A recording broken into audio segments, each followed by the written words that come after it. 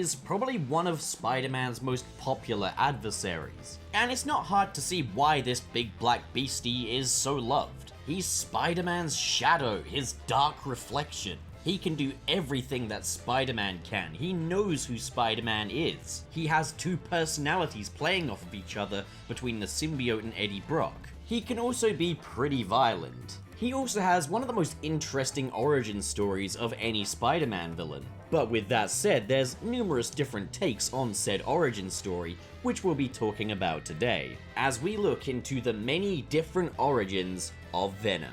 And just a reminder, these videos are made possible by my supporters on this platform, so if you do want to support me, be sure to hit that big, beautiful subscribe button, and be sure to check out the Patreon link in the description below. Also, forgive me if I sound a little bit unenthusiastic, my voice is just a bit horsey today. I am enthusiastic. It is interesting that the origins of Venom in the original Marvel 616 comic series are not the origins for this character commonly ingrained in the public consciousness. In Marvel 616, Spider-Man and various other Marvel superheroes were taken to the world of the Beyonder, to Battleworld, for the Secret Wars story arc, a massive Marvel crossover designed to sell merch. And one of the most notable things to come from this was Peter Parker getting a new Spider-Man costume. His old red and blue got shredded and replaced with a mysterious black suit. At the end of the Secret Wars arc, Peter Parker would return to Earth in his black Spider-Man costume. Now, what's interesting here is that the black suit does not affect Peter Parker's behavior.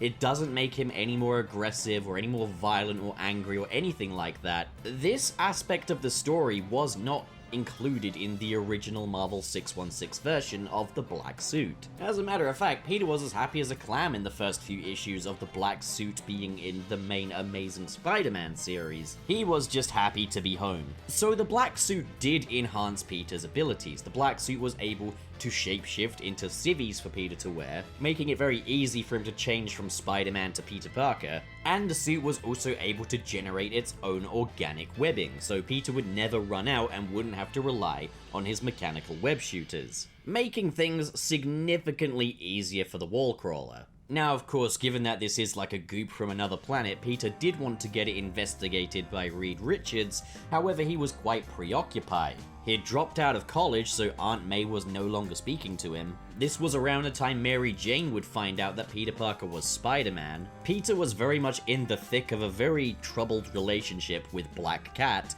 who had just been given superpowers that Peter didn't know about. The Rose and Kingpin were sending Hobgoblin and the Puma after Spider-Man, so there was quite a bit going on for old Webhead before he could finally get the suit checked out by Reed Richards, who revealed to Peter that the black suit was in fact an alien symbiote and that it would try to bond with Peter.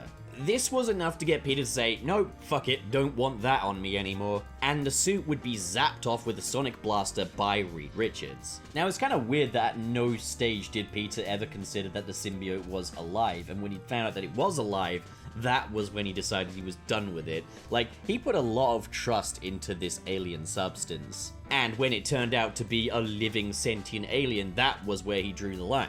But of course, the symbiote kept trying to find its way back to Peter Parker and try to control him. Peter Parker, now very much in a struggle with the black suit, is preyed upon by the Volturians, who he hitches a ride to get to a bell tower with and uses the sonic sounds of the bell to remove the black suit from him altogether.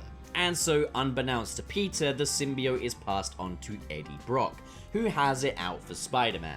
See, Eddie Brock was a journalist for the Globe who revealed the identity of the Sin Eater, but this was later debunked by Spider-Man, ruining Eddie Brock's career in the process. And so the symbiote bonds with Eddie, and Eddie uses his newfound power to get revenge on Spider-Man. A fun tidbit is that during Spider-Man's first ever confrontation with Venom, Spider-Man was wearing a black suit, but it was a fabric recreation of the black suit. So the only real discernible difference between Venom and Spidey was that Venom's a little bigger and has this big creepy grin on his face, really playing up the sort of similarities between the two characters. Spider-Man's black suit originated in 1982 and was submitted to Marvel by Randy Schueller, a fan. The design and concept was bought by Marvel's editor-in-chief at the time, Jim Shooter, and Randy would collaborate on a story with editor Tom DeFalco, with the original concept being that this was a black and red armor designed for Spider-Man by Reed Richards. The idea was later reworked into the symbiote suit and introduced in Secret Wars issue 8, and Spidey would wear his black suit for almost 50 issues of The Amazing Spider-Man, all the way from his homecoming in issue 252 through to issue 300. It was Todd McFarlane who would then go on to rework this previously simply an alternate Spider-Man costume into its own villain with Venom. Fun fact, Venom was also considered to be a female initially, but this idea was scrapped in favor of giving the symbiote to Eddie Brock, who had his very own reasons for hating Spider-Man. Of course, with Venom being as popular as he was, there was demand for him to get his own book. But as Marvel didn't want a comic book devoted to a total villain character, David Michelinie would rework Venom into the Lethal Protector, giving him a moral code that he would never harm innocents. But perhaps the more well-known version of Venom's origin story originated in Spider-Man the Animated Series in the 1990s. Between Batman the Animated Series and Spider-Man the Animated Series in the 90s, it definitely seems that 90s animated shows had a lot of influence over the public consciousness in regard to how certain characters are portrayed. For example, Batman the Animated Series brought us Harley Quinn, a character that has now very much been accepted as part of Batman's mythos, as well as its new treatment of Mr. Freeze, which would redefine the character for generations going forward.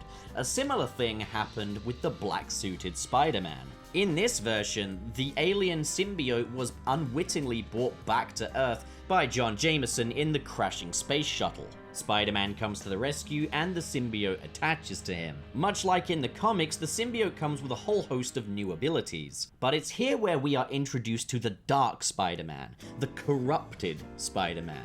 The symbiote amplifies Peter's aggression, changing him into a much more violent version of Spider-Man, who almost murders Rhino. During a battle with the Shocker, Spider-Man finally removes the symbiote, once again at a bell tower, and the symbiote lands on Eddie Brock, who similarly has had his life undercut by Spider-Man at various different turns, creating an incredibly determined enemy for the Webhead, and a particularly advantaged adversary, being as they really focus on Venom knowing Peter's true identity, as well as being immune to Peter's spider sense. I think this version of the story definitely proved to be the most influential, and it's crazy to think the most iconic origin for the black suit was penned by none other than Avi Arad, the infamous film producer commonly working alongside Sony Pictures on ruining whatever entity they can get their hands on. And this influence is very present in Spider-Man 3. This was Venom's big movie debut. Spider-Man 3 would pull a lot more from the animated series than it did the original Marvel 616 comics, in that the black suit would corrupt Peter Parker, and he would refuse to get rid of the black suit through a sense of addiction to it, and Peter would use the black suit to attempt to kill Uncle Ben's killer. Of course, things take a turn for the worst when the black suit amplifies tensions between Peter, Harry, and MJ, and once again at the bell tower, Peter ditches the suit, where it lands on Eddie Brock, who has similarly had his career ruined by Spider-Man after Peter Parker exposes him for forging photos, and in turn Eddie is fired from the Daily Bugle. Other similarities include that Peter takes the symbiote to Dr. Connors, who suggests he remove it, as opposed to Reed Richards. And like Spider-Man the Animated Series, the black suit's debut shot features Peter hanging upside down in front of his own reflection in a building. But let's take a step back and look at the Ultimate Spider-Man, a more contemporary, modernized continuity of Marvel Comics running alongside the 616 in the early 2000s. The Ultimate Comics definitely had a certain obsession with tying things to Peter's past and heritage, and Venom is really no exception, as the Venom symbiote was developed by Richard Parker and Eddie Brock Sr., originally intended as a cure for cancer. However, Richard Parker's work on the cure for cancer was discontinued, and Peter decided to take the cure for cancer so that he could develop it further. This, of course, resulted in Peter getting the black suit. which enhanced his strength and agility. They don't really go into as much detail as to what the suit is capable of, nor is the symbiote really a living organism. However, it does begin to amplify Peter's aggression and take control. When Peter chases down a criminal that he thinks is Uncle Ben's killer and nearly strangles him to death and finds himself becoming the Venom monster. Eddie discovers what Peter's been doing with his father's inheritance, and he's not happy about it, and so similarly he takes matters into his own hands and uses the symbiote on himself, transforming him into a very monstery version of Venom. So they kind of have that Spider-Man's twin aspect there with Venom in terms of like the history is kind of bonded through inheritance. However, Venom's design being a lot more monstery in this depiction definitely resembles Spider-Man a lot less, as well as that he's not really spinning webs out of his wrists so much as using his symbiotic tendrils. He's much more bestial. This version of Venom would also go on to be the star of the Ultimate Spider-Man video game, with the game allowing the player to play as both Spider-Man and Venom. Fast forward ahead to 18 years later, and we have Venom's very first solo movie featuring Tom Hardy as Eddie Brock. Spider-Man had joined the MCU with Marvel Studios making the Spider-Man films, so similarly Sony decided to make their own Venom movies to start their own franchise, running parallel to the MCU Spider-Man. But because of this, Spider-Man was not able to have involvement in Venom's first solo film, and so a new origin story was devised for Venom. In this version, Carlton Drake, working under the Life Foundation, discovers a comet covered in symbiotic life forms, which he wants to use to evolve humans as a species. While investigating this as a reporter, Eddie Brock ends up with his own symbiote becoming Venom. Taking a lot more inspiration from the Lethal Protector run, Venom is portrayed more as an anti-hero. He won't harm innocents, but he's gonna get the job done. So basically he's more just a hero in general, a hero that bites people's heads off anyway. The film certainly tries to be violent, but at the same time it tries to be family friendly, and those two don't really bode very well. But we haven't seen the last of this version of Venom, as Venom Let There Be Carnage is out in a lot of the world. It's just not out here yet, so I can't tell you my thoughts just yet. Also in 2018 though, we had the Spider-Man PS4 game, which opened up a whole new universe for Spider-Man. And while Venom did not appear in this, we certainly do have some idea of how he may originate, as it is shown that Norman Osborn is trying to use the symbiote to cure Harry Osborn of whatever the fuck disease he has. We also get a glimpse of Venom in the teaser trailer for Marvel's Spider-Man 2, and he will be voiced by Tony Todd. So, the future's looking very Venom-tastic, I guess? Venom-centric? And with different things going on in the multiverse, hopefully it won't be long until we see Spider-Man and Venom throw down in the MCU. But what is your favorite version of Venom? Is there anything that I mentioned in this video that you didn't already know before watching? Is there anything that I missed? That's what the comments section's for, let me know. But it's safe to say that Venom definitely has a fascinating history. I think my favorite rendition of Venom's origin story is in Spider-Man 3. I really like how they emphasized Venom being that dark reflection of Spider-Man that he very much was in early iterations. It's crazy how much this character has developed over the years though, and spawned a lore of its own, branching off onto other symbiotes such as Carnage, who I guess I'll talk about at a later date. But yeah, Venom, he's pretty cool, like, I don't know how to end this.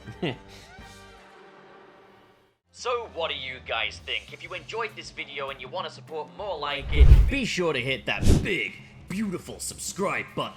And of course, in the description below are links to different social media feeds, including the Patreon. If you're feeling extra generous like the following people, who are David 20 Covers, JK Strife, Marcus Ward, Sirius the Skeptic, Biotin Arts, Mr. SP, Sergio, George is Lost, Legendary Ray Ray, Adam Myers, and Fayalan Schwarzentraub. Thank you guys, you are the best of the best, but as for the rest of you, thank you so much for watching guys, and have a great day.